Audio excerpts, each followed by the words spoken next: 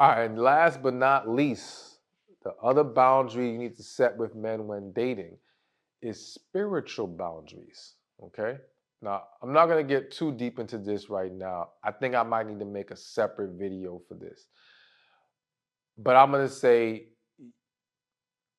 one, understand that we live in a world that people are walking very different paths spiritually. Okay. And there's a lot of people who may be exposing themselves to things or engaged in things that are in complete conflict with where you are spiritually or what your beliefs are. Okay. There's certain things that don't mix with the God we serve. And so you have to be mindful of what you allow into your life. You have to be mindful of what you engage in.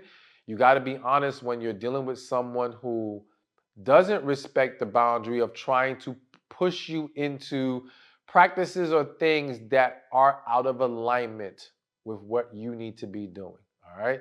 And it's important that you are praying. And even with the praying thing, if someone doesn't honor and respect the fact that you are someone that prays about things and goes to God about things, well, that's a boundary, that not even just a boundary, that just is a sign of, all right, we're not on the same page. We can't do this, right?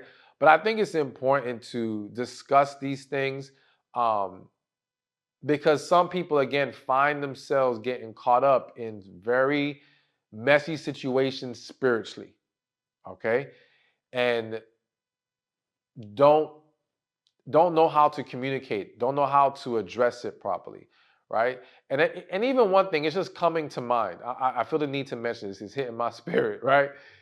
Is even letting certain people in your house. Now, I'm not speaking right now of this specific man, but I can tell you my personal experience is when there have been people who have walked in my home, and I say with absolute confidence, they brought certain spirits with them.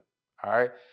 And I had to deal with it in very uncomfortable manners. Like, it ain't fun when people bring it in, dragging in some stuff that you weren't expecting. Okay, so you got to be mindful of that, and so maybe it's a matter of, okay, not that many of you may come across this issue, but like if they bring people with them one day to your house, like, yo, understand, I don't let everybody come here.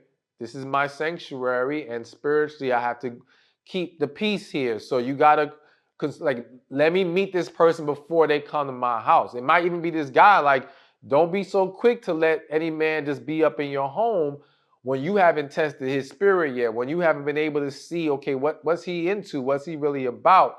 Keep those dates outside the house. And then once it's like, okay, we're good, then we can move into letting him in the home. So something to consider. Like I said, I know I need to dive deeper and really break this whole thing down, but I just felt like it was important to add this to the list as a reminder to you. Hey, thank you for watching this video. Be sure to check this one out right here, and I'll see you there. So, there's a great quote that says, a lack of boundaries invites a lack of respect. And sometimes it's not an issue of inviting disrespect, but it can create a lot of misunderstandings, a lot of